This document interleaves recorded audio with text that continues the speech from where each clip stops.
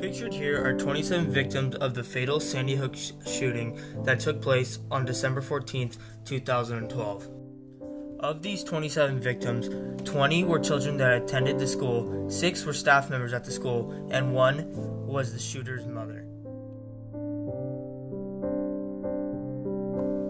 Newtown, Connecticut was home to about 28,000 people in 2012, and it had no past records of crime in the city. Sandy Hook Elementary School is a normal school that teaches kids from kindergarten to 4th grade. But the day of the shooting, December 14th, 2012, would change the way the school was looked at forever. This young man, pictured at age 20, is Adam Lanza.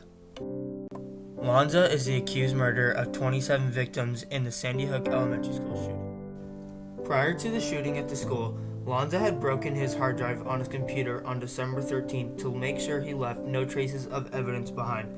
The next day, on the morning of December 14th, Lanza had crept into his mother's room with a Bushmaster assault rifle that she had purchased and fatally shot her. She was later announced dead.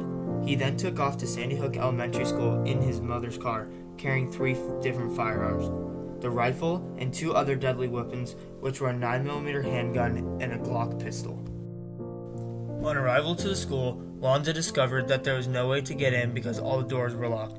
He then proceeded to shoot out one of the windows at the main office to get inside the school. Within 1 minute of Lanza's arrival inside the school, he would claim his first victim, Don Hochsprung, the former principal of Sandy Hook Elementary School. Shortly after killing the school principal, Don Hochsprung, Lanza had gone on to claim the life of his next victim, Mary Sherlock, the psychologist at the school. After Lanza had shot 2 of the staff members, he decided to leave the main office and head into the classrooms. The classroom he entered was being taught by substitute teacher Lauren Rousseau. Lanza barged his way into the classroom where he took the lives of 15 students along with Rousseau. Lanza next went to another first aid classroom nearby, where there are conflicting reports about the order of events. According to some reports, the classroom's teacher, Victoria Leigh Soto, had concealed some of the students in a closet or bathroom, and some of the other students were hiding under desks.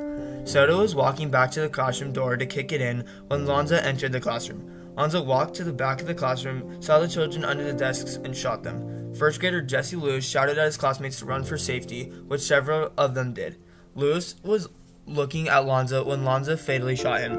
Another account, given by a surviving child's father, said that Soto had moved the children to the back of the classroom and that they were seated on the floor when Lanza entered. According to this account, neither Lanza nor any of the occupants of the classroom spoke. Lanza stared at the people on the floor, pointed a gun at the boy seated there, but did not fire at the boy, who ultimately survived. This tragedy of the school shooting led to many debates on school safety and gun possession in the 50 states. Some schools have even hired armed guards or officers to increase school safety. In January 2013, President Barack Obama decided to take action. Obama's administration created a new wish list of proposals to be signed by legislature, but so far none have been signed. Obama also proposed $150 million in new money for school safety and mental health research. Finally, he tried to ban certain firearms, increase firearm possession qualifications, and more background checks for owners and buyers, but Congress did not pass these reforms. Following the shooting, Barack Obama made a speech that he addressed to America. And that was especially true today. I know there's not a parent in America who doesn't feel the same overwhelming grief that I do. The majority of those who died today were children. Beautiful little kids between the ages of 5 and 10 years old.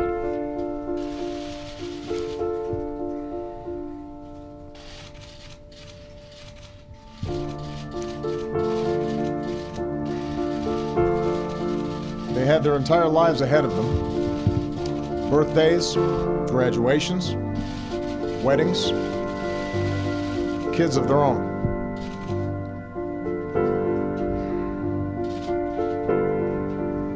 Among the fallen were also teachers, men and women who devoted their lives to helping our children fulfill their dreams. So our hearts are broken today for the parents and grandparents, sisters and brothers of these little children, and for the families of the adults who were lost. hearts are broken for the parents of the survivors as well.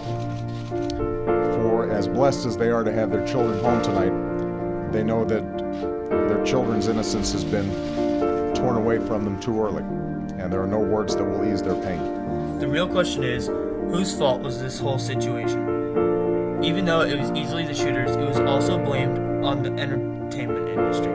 But why?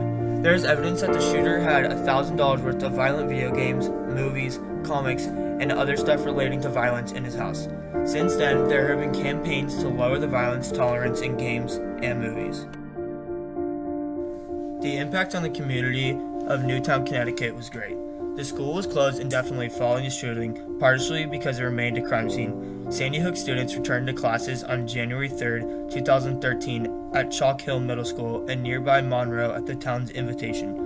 Chalk Hill at the time was an unused facility refurbished after the shooting with desks and equipment brought in from Sandy Hook Elementary. The Chalk Hill School was temporarily renamed Sandy Hook. The University of Connecticut created a scholarship for the surviving children of the shootings.